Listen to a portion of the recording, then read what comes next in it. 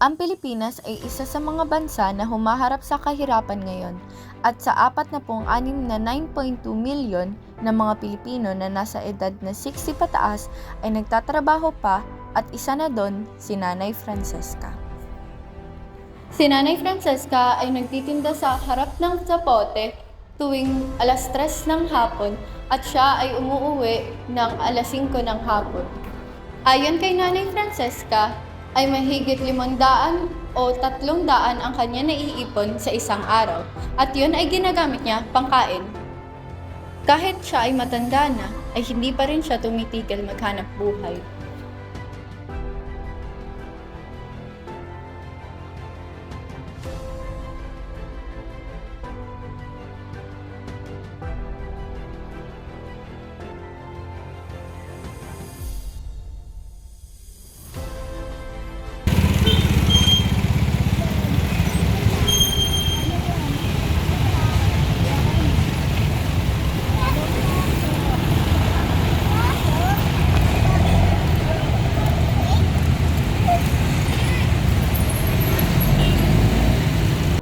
Kuya, wait lang.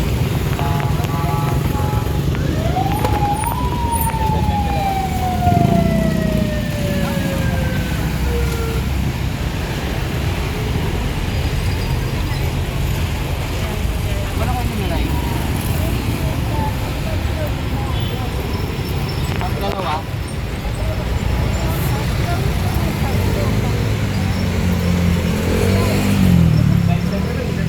Dicer ako na eh. Pag dinadicer mo pa ako na, hindi ka na.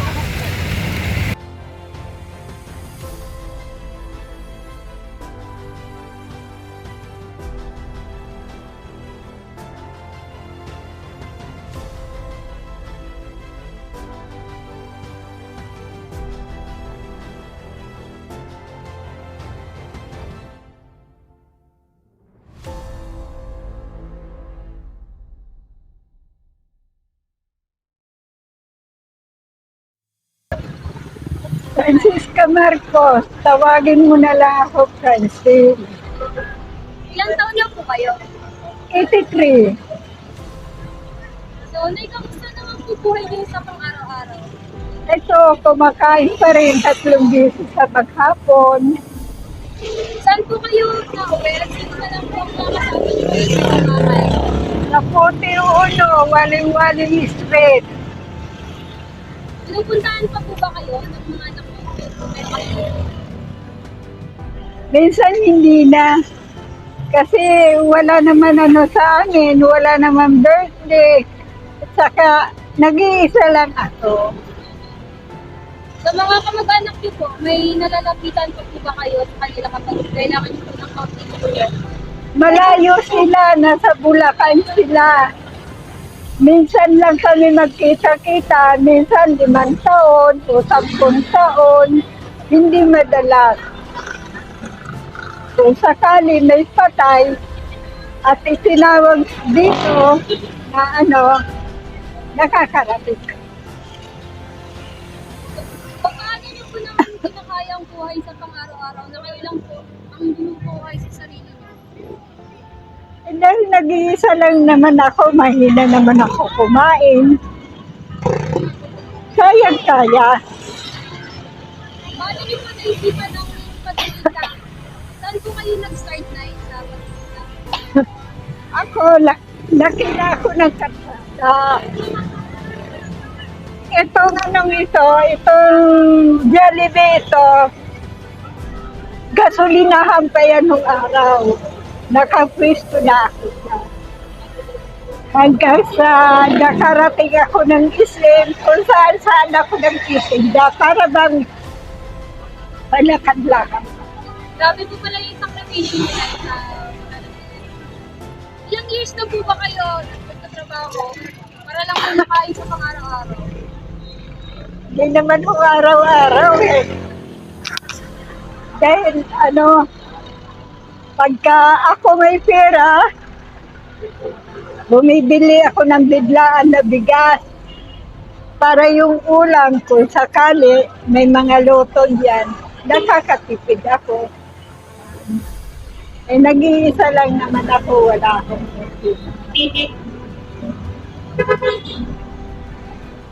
Anong oras po kayo pumupunta dito para magtinda po? Eh kanina lumabas ako mga malilim na, pero sa mga susunod na araw, medyo maaga na. Kasi may ginawa lang ako kanina. Sa araw-araw niyo po pagtitinda na nakakapag-ipon pa po ba kayo? Nakakaipon pa po kayo? Oo. Kasi kahapon lang ako nagsimula. Kahapon lang ako nagsimula rito. Tapos, ang benta ko, kulang-kulang na 1,000. Naisip ko na yung 200. Yung 200, parang humiram ka lang ng pera sa tao, uhulugan mo. Pero hindi hiram yan, pera kung sarili. Uhulugan ko sa akin. Okay po. Kailangan niyo pang magtrabaho kahit na may edad na kayo. Hindi po ba mahirap po? Eh sa akin, mas mahirap po yung nasa bahay. Dahil sanay ka na rin dito sa labas, kailangan kahit konti ang kinikita mo, makapagtinda ka lang, yung gagastusin mo, may babalik sa pag-araw-araw. Kahit paano po ba na may tulong kayo natatanggap mula sa barangay o kanya pension bilang isang senior citizen? Mayroon na akong pensyon at saka yung pantawid pamilya. Wala pa naman eh. Wala pa po kayong natatanggap ng tulong mula sa barangay? Ano, minsan bigas o mga dilata, mayroon din naman nanggagaling sa ating gilong.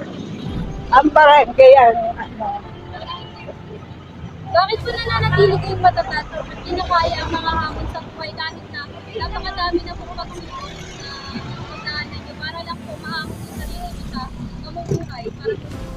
Huwag nating kalimutan, tumawag tayo sa Diyos, nabigyan tayo ng lakas, gabanayan tayo sa araw-araw ng ating pagkakataon. So, bilang isang taong marami ang pinagdadaanan sa buhay, ano pong masasabi niyong advice para sa aming mga kabataan ngayon?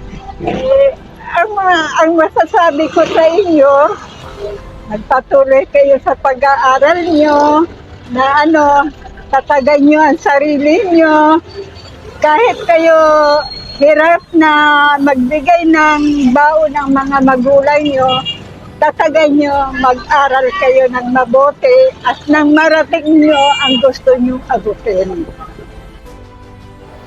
Dahil hindi namin matagpuan si Nanay Francesca sa kanyang tahanan, ay kami ay nagpatulong sa barangay upang mahanap ang kanyang tahanan. Sa tulong ng barangay ay nahanap namin ang kanyang tahanan at siya ay aming kinamusta.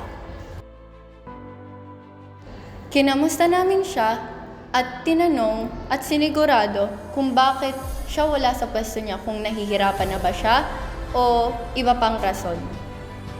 Kung nahihirapan ako, bakit hindi ka po ang layo po ng nilalakad ko. Nakita ko namin na hinatid ko kasi. Sabi naman po. Kasi kung magpatayo na ako, paano ang pamilya? Wala naman magbibigay. Ako, kailangan ko, kakain ako.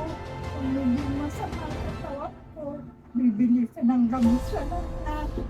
Bibili ka ng alasan.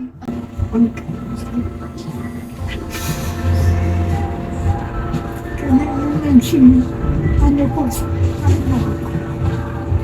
Ito, tumutulong ito. Siya po yung pinaka-napagkakatiwalaan niyo po. Oo. Dahil na bang ko, magbuhat lang, hindi naman ako makalakad. Ito lang ang karito ko. Upo ako doon. Ito, may bibili. Sige. Hindi katulad nun dati na ako maraming paninda. Kaya nga ito, na pa-expect ko ito doon sa St. Dominic dahil lang sa akin suki ko sa pindahan. Wala akong binayari. Hindi inakala ni Nanay Francesca na kami ay pupunta sa kanya kung kaya't siya ay biglang lumuha.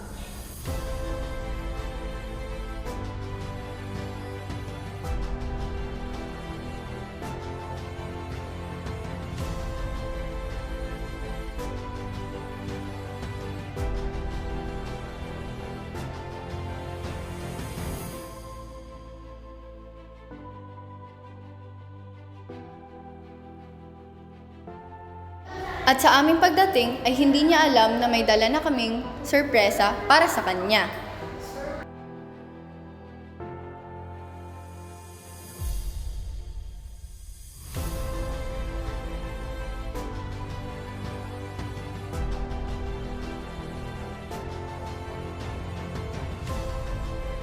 Katapos namin bumili ay agad kami nagtungo sa kanyang tahanan.